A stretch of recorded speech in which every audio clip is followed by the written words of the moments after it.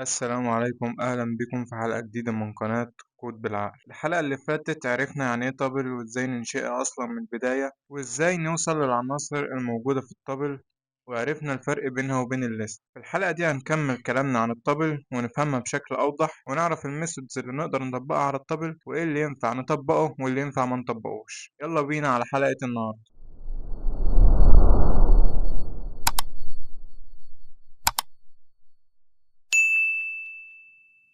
دلوقتي وليكن احنا جينا كتبنا مثلا، لو جينا كتبنا إكس تساوي 5، هل دي عندي تعتبر طبل؟ الإجابة بتاعتي طبعا إن لأ، ما ينفعش دي تكون طبل، رغم إن هي جوه القوسين اللي إحنا اتفقنا عليهم بتاع الطبل. لو أنا حبيت أنشئ طبل بعنصر واحد لازم أكتب بعد العنصر القومة بتاعتي، كده أقدر أسميها طبل ويقدر الكمبيوتر يفهم إنها طبل، لأن الفاصلة بتاعتي دي هي اللي بتعمل الطبل. في عندي بعض العمليات اللي أقدر أعملها على الطبل رغم إن هي غير قابلة للتعديل، زي إيه؟ إن أعرف اللينس بتاع الطبل اللي انا برضو خدتها في الليست. لو انا عندي مثلا التابل برضو بتاع نمبرز، وانا جيت دلوقتي عايز اعرف اللينس بتاع التابل دي، فهاجي عندي اقول له برنت لينس، اللي انا كنت بكتبها LEN اختصار لينس لين نمبرز. هو المفروض دلوقتي يطبع لي 3 لان التابل بتاعتي فيها 3 عناصر، طبع لي 3، وبكده قدرنا نعرف عدد العناصر الموجودة جوه التابل.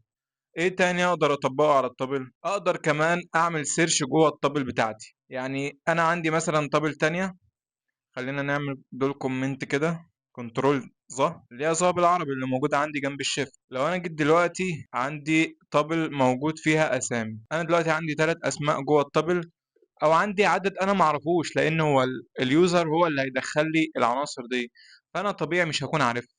فانا لو حبيت اعرف ايه اللي جوه الطابل، عدد العناصر الموجودة جوه الطابل، اقدر اوصل للطابل ازاي، ودي خدناها في الحلقة اللي فاتت. ده كله متاح بالنسبة لي. فانا دلوقتي مثلا عايز اجي اقول له هل محمد، اسم محمد، موجود جوه الطابل بتاعتي؟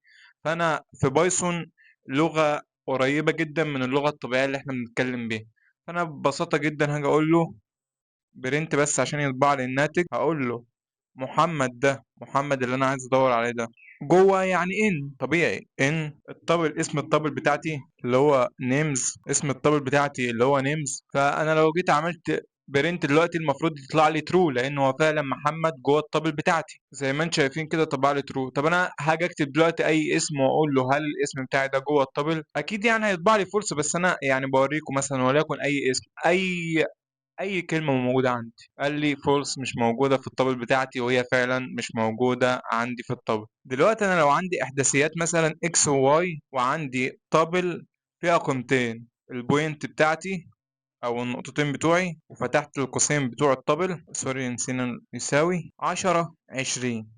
دلوقتي انا عايز اقول له الاكس بتساوي 10 والواي تساوي 20. هاجي اعملها ازاي؟ بالترتيب الطبيعي بتاعي جدا، الاكس هتبقى الأولى والواي هتبقى التانية، وأقول له الإكس والواي بيساوي البوينت بتوعه. ثواني كده بس نكتبها عشان نقدر نفهمها.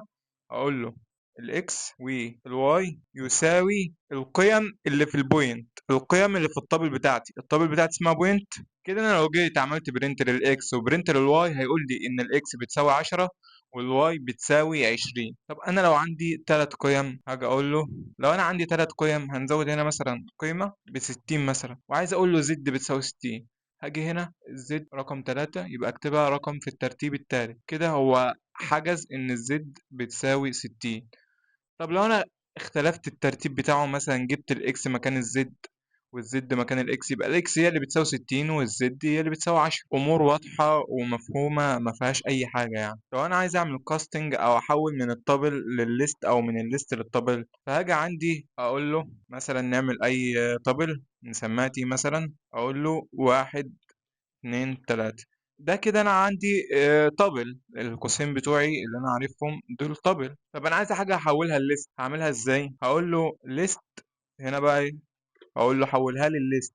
عندي دي ميثودز جاهزه في بايثون، هفتح القوسين بتوع الميثود بتاعتي واكتب جواها الطابل اللي انا عايز احولها لليست. انا لو جيت عملت برنت لل دي هيطبع لي ليست عادية. هنيجي برضو نطبع هنا التي عشان نعرف ايه الفرق اللي حصل. هنا اهو طبع لي دي طابل وطبع لي التانية ليست. طب والعكس، عاوز احول الليست، يعني وليكن مثلا دي ليست عاوز احولها لتابل، فهنا اجي اكتب له بدل ما بكتب ليست اكتب له تابل، نغير بس الفاريبل بتوعي، ولو جيت عملت برنت هيعكس لي القيم اللي كانت طالعه لي في الاول، طبيعي جدا. طب هل ينفع استخدم مثلا الابند مع التابل؟ اتفقنا ان انا اتفقنا ان انا ما ينفعش استخدم الابند مع التابل.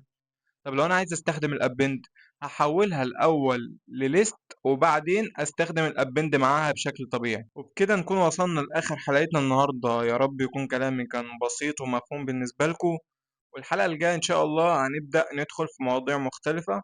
اشوفكم في الحلقه الجايه على خير، والسلام عليكم.